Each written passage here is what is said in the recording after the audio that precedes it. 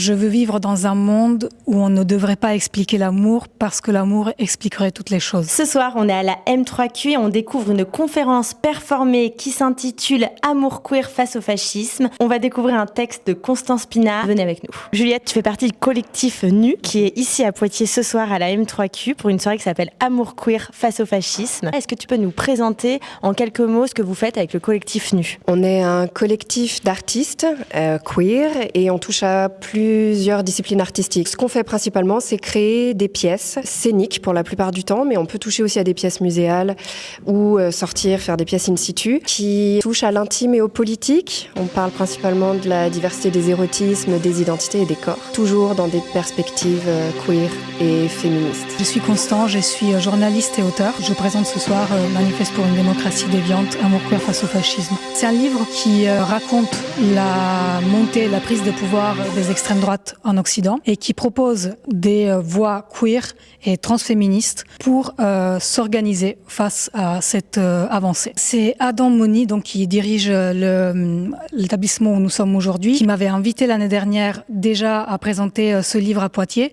Ça n'avait pas pu se faire et donc finalement on s'est vu dans le cadre de ce festival et ça me fait très plaisir parce que du coup le livre il devient un peu plus vivant et j'ai très hâte moi aussi de voir un peu ce qu'ils ont fait parce que c'est la première fois que je vois un essai performé, donc c'est intéressant. Ce soir c'est une conférence performée. À quoi ça va ressembler exactement ? Ça va ressembler à une conférence comme si vous étiez à l'université et en même temps à une soirée comme si vous étiez en train de boire une tisane avec des amis et de vous tirer les cartes. Parsemé de moments un peu épiques et performatique et spectaculaire.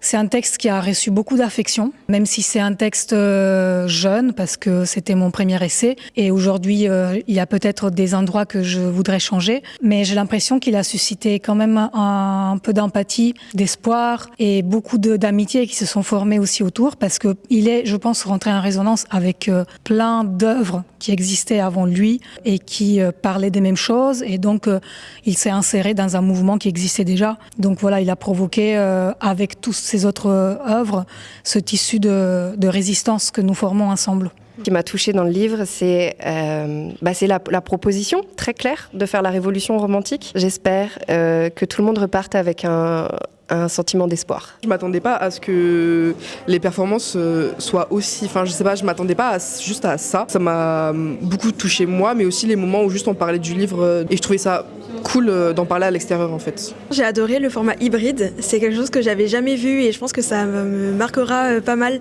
parce que ça permet vraiment d'avoir ce mélange entre le côté très assez professionnel et en même temps artistique, enfin c'était trop bien.